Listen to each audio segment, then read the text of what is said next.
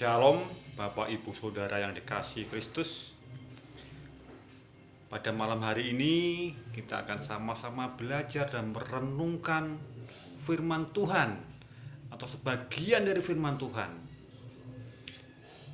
Karena kalau kita tiap hari mengisi kehidupan kita dengan firman Tuhan, maka niscaya Tuhan akan bekerja di dalam kehidupan kita. Kita akan dibimbing ke jalan yang benar, kita dibimbing sesuai dengan rencana Tuhan, dan kehidupan kita akan di dalam sebuah rencananya. Amin. Sebelum kita memulai merenungkan firman Tuhan, kita akan menyembah Tuhan dengan pujian, kemurahan-Mu lebih dari hidup. Kemurahan-Mu lebih dari hidup,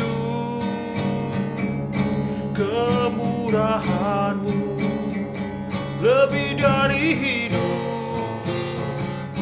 Bawa lidahmu memuji Engkau, kemurahan-Mu lebih dari hidup, kemurahan-Mu lebih dari hidup, kemurahan-Mu lebih dari hidup. Bawa lidahku memuji Engkau, kemurahan-Mu lebih dari hidup, kemurahan-Mu, haleluya Tuhan, lebih dari hidup. Amin. Kemurahan-Mu lebih dari hidup. Bawa lidahku memuji Engkau, kemurahan-Mu lebih dari hidup. Bapa yang di surga, Tuhan Yesus Kristus yang baik, pada malam hari ini kami berkumpul Tuhan melalui streaming firman Tuhan pada malam hari ini. Kami ingin lebih belajar, lebih mengerti Tuhan, apa pesan-pesan yang Engkau sampaikan pada diri kami Tuhan. Dan kami yakin percaya Tuhan, semua yang Engkau sampaikan adalah ya dan amin Tuhan. Karena janji-Mu selalu tepat Tuhan. Terima kasih Tuhan. Kami yakin dan percaya Engkau telah mengatur kehidupan kami Tuhan. Hanya dalam nama Tuhan Yesus Kristus kami berdoa dan mengucap syukur. Amin.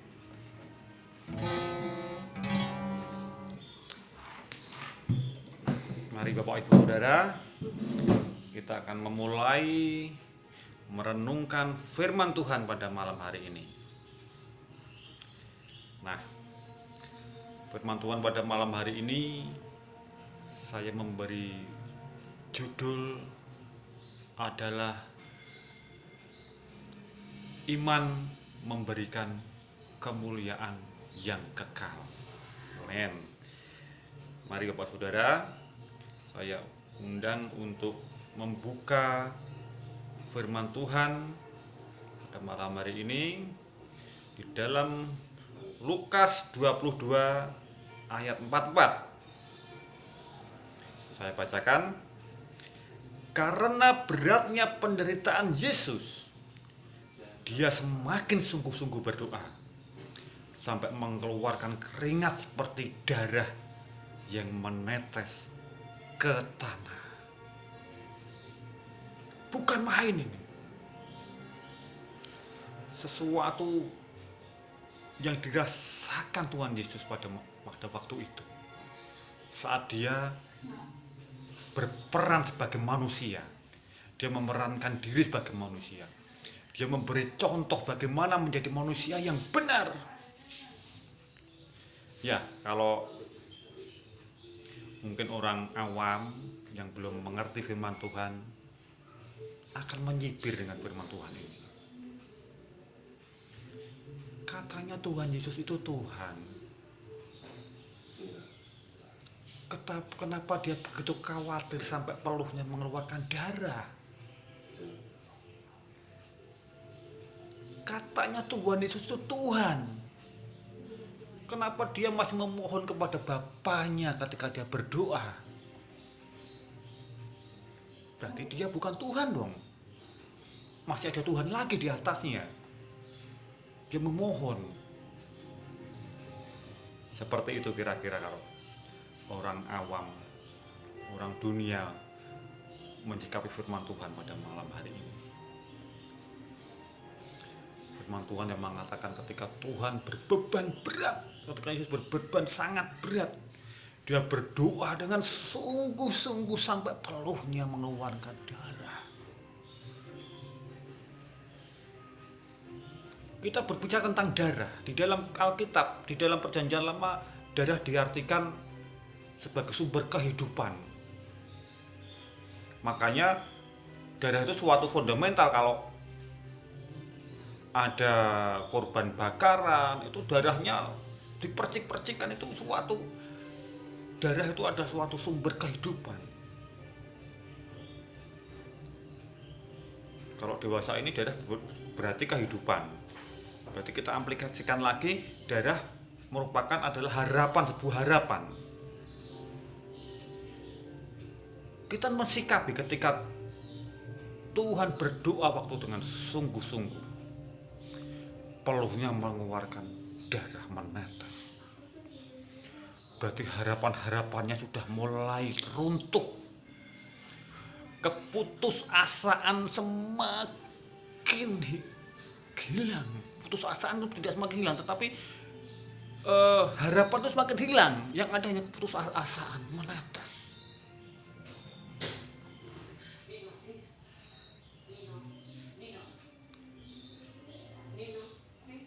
Ya, Tuhan mencontohkan diri bahwa manusia itu seperti ini, seperti Tuhan waktu itu. Saya sebagai manusia.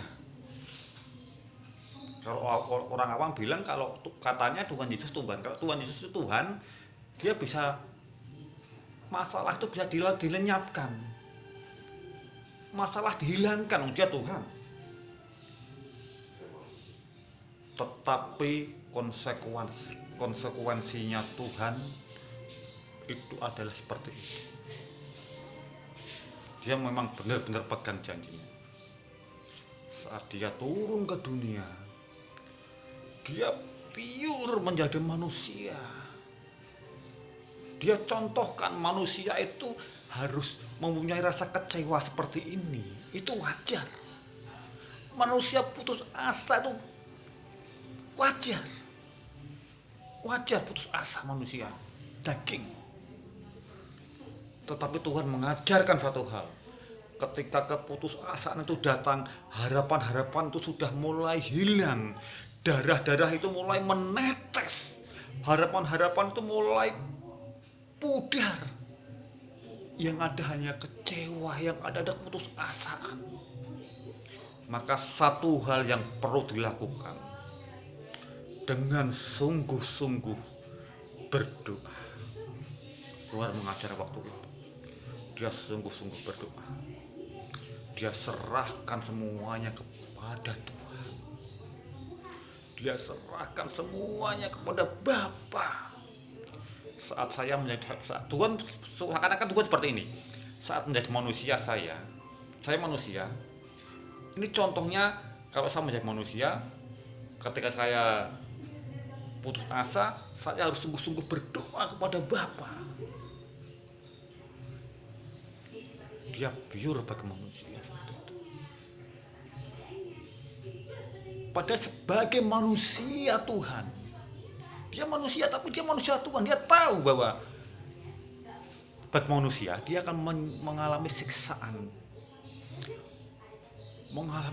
yang berat. Besok pagi dia akan ditangkap, dia akan dihina, dia akan ditelanjangi, dia akan disalib. Tahu dia, resikonya tahu. Tapi dia serahkan kepada Tuhan. Biar kehendakmu yang jadi. biar kehendakmu yang jadi. Di dalam doanya kalimatnya ada bahwa Bapak kalau bisa engkau lepaskan cawan ini. Cawan ini, jadi keputusasaan ini, masalah ini kalau bisa engkau lepaskan. Tetapi biar kehendakmu yang jadi.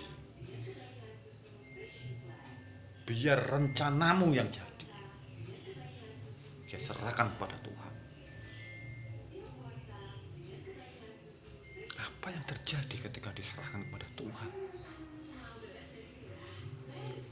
Ada peristiwa besar terjadi. Dia disalib, dia disiksa, dihina. Dia dikasih sesuatu yang sangat berat. Sebagai manusia terendah, diludahi, diolok-olok. Ini kamu raja, kasih mahkota duri. Sangat menghina itu. Tetapi dia lakukan. Dia rela semua ini. Karena apa?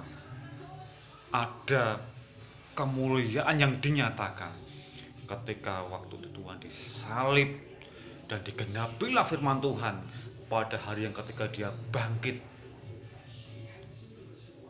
maka kemuliaan terjadi. Dia kembali naik ke surga menjadi Tuhan. Dan saat itu ada penebusan dosa yang terjadi sampai sekarang.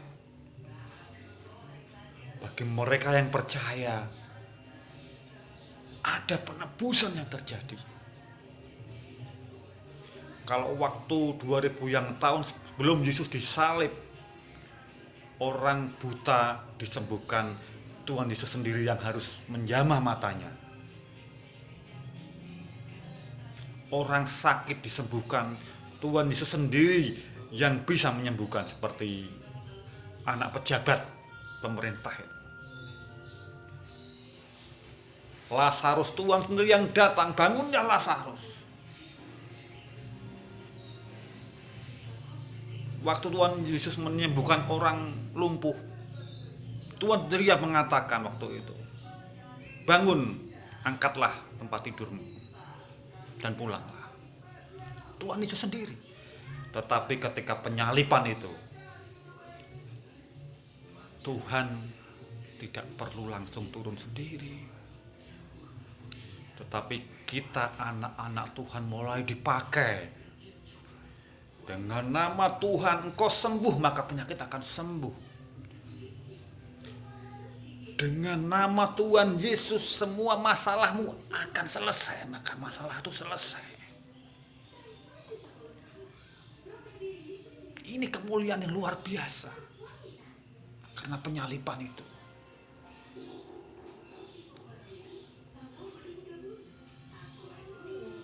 Jika Yesus tidak disalib, Yesus tidak mati dulu sebagai manusia, tidak akan terjadi mujizat-mujizat yang bisa dilakukan oleh anak-anak Tuhan.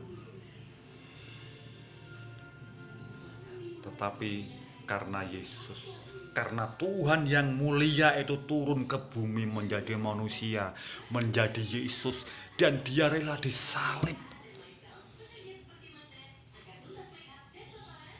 maka mujizat bisa kita nyatakan. Maka mujizat bisa dilakukan oleh anak-anak Tuhan. Mari Bapak Ibu Saudara, saya akan kembalikan ke firman Tuhan tadi, bahwa ketika beban Yesus terlalu berat, dia berdoa dan menitikkan darah. Kita aplikasikan di kehidupan kita. Bapak Ibu Saudara mungkin pernah merasakan suatu problema yang sangat hebat, permasalahan yang sangat hebat,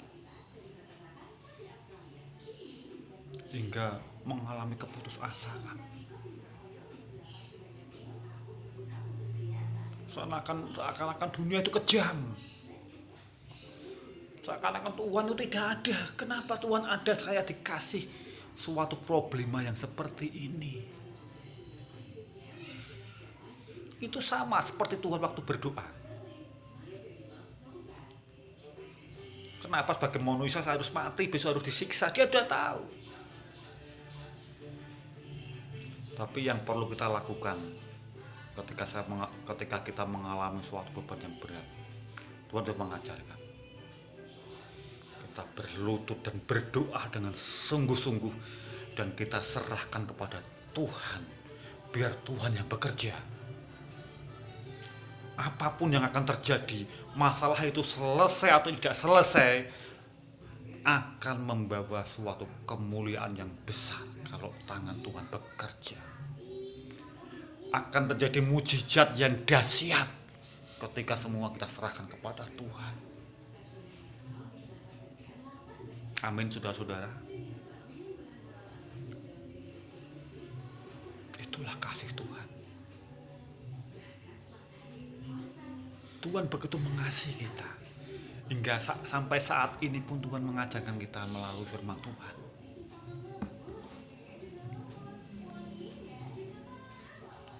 Tuhan memposisikan diri bahwa sampai hari ini pun semua kehidupan kita Dia yang atur. Ketika kita benar-benar melakukan firman Tuhan, maka apapun kehidupan kita, apapun kita lakukan, itu akan sesuai dengan kehendak Tuhan. Dan kehendak Tuhan itu pasti berakhir dengan indah. Haleluya, saudara-saudara. Nah, dari renungan ini kita dapat menyimpulkan bahwa Tuhan itu begitu mengasihi kita. Tuhan itu begitu baik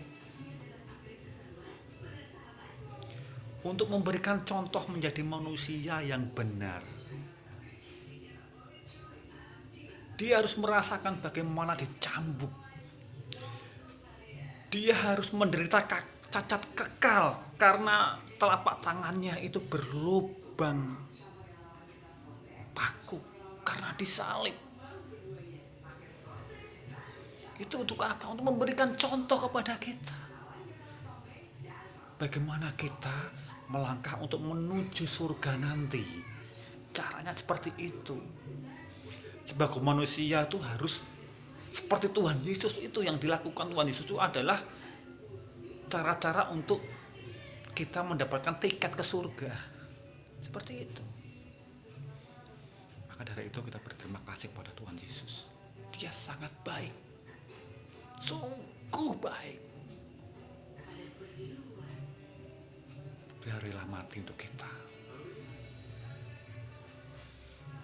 Kasihnya sungguh luar biasa. Firman Tuhan saya akhiri sampai di sini. Firman Tuhan sederhana ini semoga bisa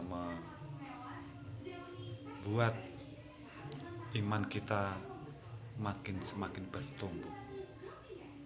Terima kasih. Tuhan Yesus memberkati. Amin.